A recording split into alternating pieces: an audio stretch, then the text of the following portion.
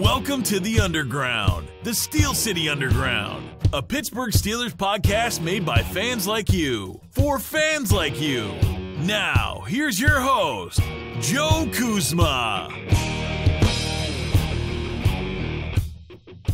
Hello, everyone, and welcome to another edition of the Steel City Underground podcast. My name is Joe Kuzma, and I have something a little more interesting than usual to talk about today. And that's just based on my taking for granted, or at least I took for granted, I'm not sure that the rest of you did, that number 92, the Silverback, Deebo, would rejoin the Pittsburgh Steelers for yet one more season. And, I took it for granted for a number of reasons. And I thought I heard some rumblings around January or February that, yes, in fact, James Harrison, a former NFL Defensive MVP of the Year, one of the greatest plays in Super Bowl history, a guy that was on the brink of retirement, would come back to the Pittsburgh Steelers for one more year and fulfill his obligation of the one-year contract that's left. And you see, I don't know if you guys see it, but it's almost comical to look at. If you go out there in the various interwebs on YouTube or Facebook, or I think James Harrison actually posts this. He has like an official Instagram, and the guy is just a beast. And I mean, that word gets thrown around a lot now, but literally look out there. He looks like he could be one of the Avengers. He looks like he could have beat Batman and Superman. The guy is throwing around a massive amount of weight. He's doing the leg sleds, the leg presses. You see him working on his traps, his deltoid, just everything. The guy is a monster. He's a freak in nature. And it got me thinking, what drives a player like James Harrison?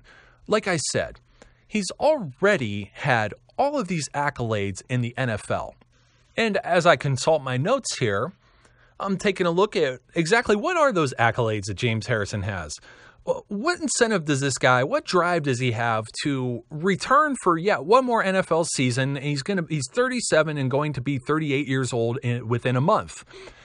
James Harrison, a five-time Pro Bowler, first-team All-Pro, twice a first-team All-Pro, and twice a second-team All-Pro. He has 2 Super Bowl rings, 3 AFC championships, the aforementioned NFL Defensive Player of the Year in 2008. He was also the Pittsburgh Steelers team MVP in 2007 and 2008. And NFL Alumni Linebacker of the Year, Defensive Player of the Month, longest interception in Super Bowl history, 100-yard interception return in Super Bowl, 43, and that was the longest defensive play in Super Bowl history as well.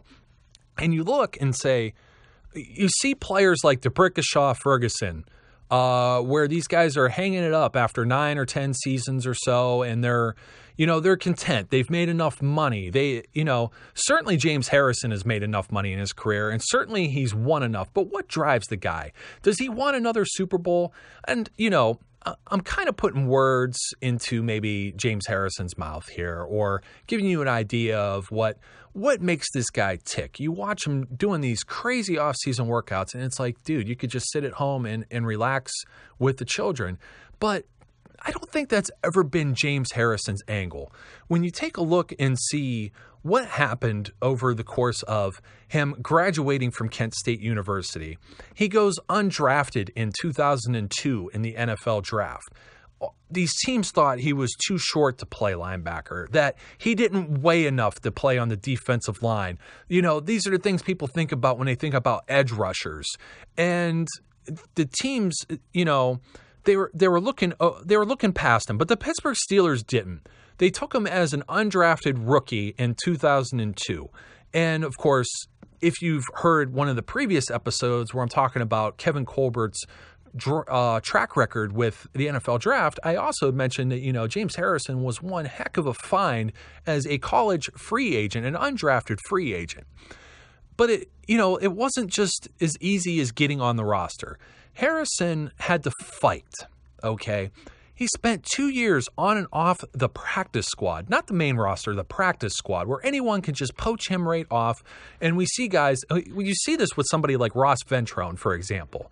Ross Ventrone is a guy that He's on the 53-man roster. He plays special teams one week. He gets released. Somebody else fills in a position of need. Somebody gets hurt. And, okay, we need to get rid of Ross Ventrone. But, Ross, don't move from Pittsburgh yet. We're going to re-sign you to the practice squad. And then you know what? We're going to sign you from the practice squad to the regular roster. And this is just the pattern that was happening with James Harrison over a 2-year period. He was released 3 times. He was briefly on the active roster near the end of the 2002 season. He only played on the special teams. So he's only on a special teams unit, and he was just, I don't know, he had a knock. He was smaller. He was too short. He was too light. He might give up on plays, but then something happened, and James Harrison did not quit. And ironically, he's signed by the Baltimore Ravens. And there was this little project that the NFL had for a while called NFL Europe or NFL Europa. And the Baltimore Ravens signed James Harrison, and they sent him over to Europe, and he plays with the Rhine Fire. And then he gets cut. And it's his 4th time that he's been released by a team. And he's thinking about giving up. And before you know it, the Pittsburgh Steelers have a need. The same need that usually happens when guys are just, the 53-man roster is an ever-evolving thing from week to week. Clark Higgins gets hurt. And the Pittsburgh Steelers come calling. And he's signed a 4th time by the Pittsburgh Steelers. And they're impressed. And he makes the final roster. And he stays on that roster through 2012. And he gets to the Pro Bowl several times. And he has one of the longest and most memorable plays in the Super Bowl history. And he wins 2 Super Bowl rings. And he wins a league defensive MVP. And he stays on that team until 2012, and he starts having some back injuries, and his production starts to slide. I think around 2009 or 2010, he has maybe, I'm not going to say bad years. I'm never going to say that James Harrison's had a bad year, but his level of production wasn't up to where we expected, and probably where he expected, and he probably knew that. And he goes after 2012, and he's looking for maybe, I don't know, more money, or looking to hang on. And after 2012, so here I'm going to pull it up right now. 2011, James Harrison has 59 tackles, 9 sacks, and 11 games. Not too shabby, but only 11 games. He missed 5 games that season. Okay. And then in 2012, he has 6 sacks and 70 tackles. And I believe he misses 4 games. And that's the year that he kind of clocked Colt McCoy, if you remember, and got suspended a game. So it wasn't entirely due to injury that he missed a handful. Well, not even a full handful. I think it was 3 games, and then the 4th was a suspension. But in 2013, he gets released by the Steelers. They couldn't agree on restructuring his contract, and the Pittsburgh Steelers They, as I've always been saying, they're up against a salary cap, so they just couldn't afford to keep him. And James Harrison kind of toils around for a month and a half, and then he signs with our rival, the Cincinnati Bengals. And he plays very limited time because they play a 4-3 instead of a 3-4, and he only has 30 tackles, and he has 2 sacks and a pick. Okay, and then the Bengals release him in 2014, and he sits around from March until August, and James Harrison is going to announce his retirement. And it's pretty awesome, and it's pretty, the goosebumps come up, and the Pittsburgh Steelers sign him to one of those one-day contracts so he could officially retire on an honorary retirement ceremony to retire as a member of the Pittsburgh Steelers. And everybody's like, that's awesome, because, when he left the previous year, we did him wrong. Nobody likes to see that. We like the good stories here in sports. I like the good stories particularly. And James Harrison retires as a member of the Pittsburgh Steelers.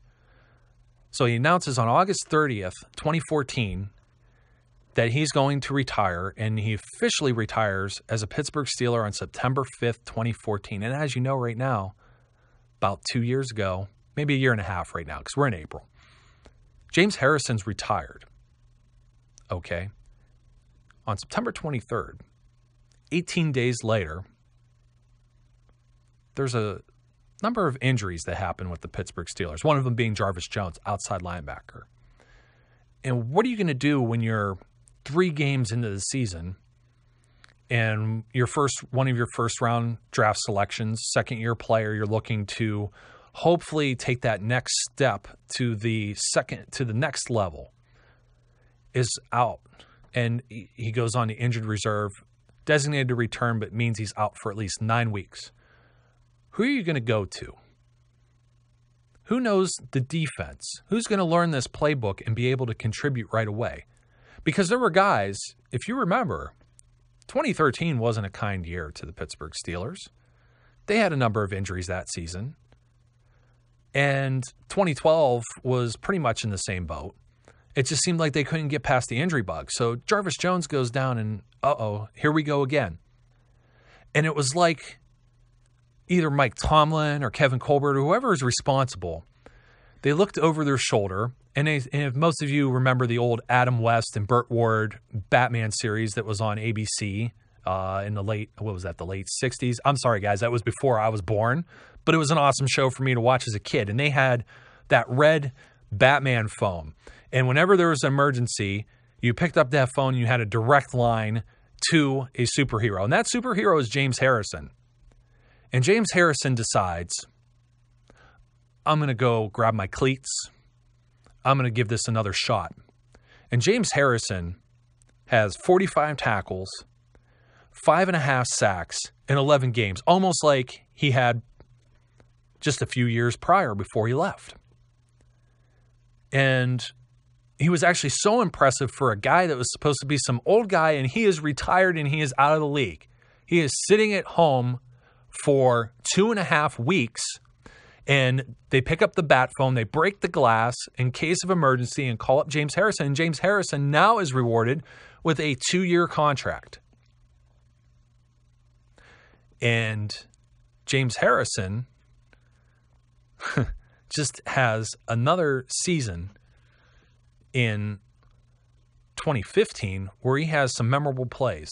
And he did play in some limited time. He only had 27 tackles. He does appear in 15 games, and he comes in the rotation, but he has 5 sacks and 2 forced fumbles, and he also has an interception. The guy is 37 years old. He is throwing around hundreds of pounds of weight. He sleeps in a hyperbaric chamber. He goes on Twitter and tells people that he doesn't want participation trophies for his children. This should give you an idea of the drive and the mentality of a player of James Harrison's integrity, his intensity. This guy is the full embodiment of Pittsburgh Steelers culture and folklore.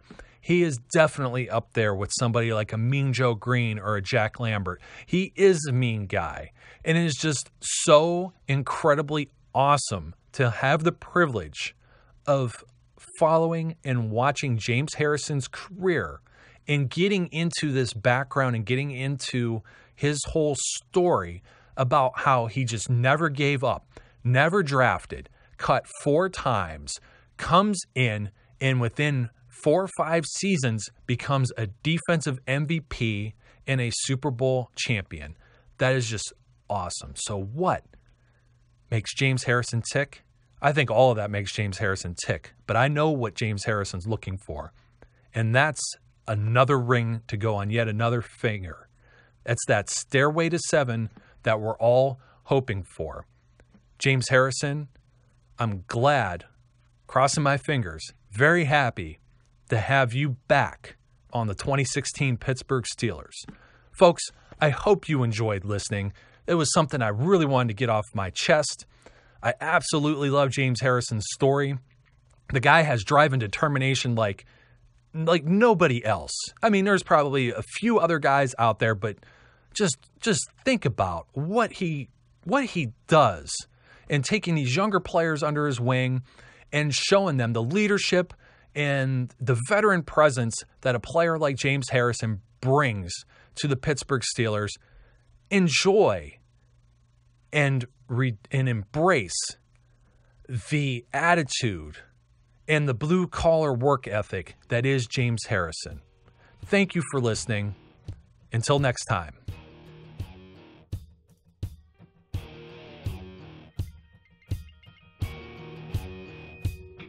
We would like to thank you for listening and remind our listeners to follow us on social media and our website, www.steelcityunderground.com.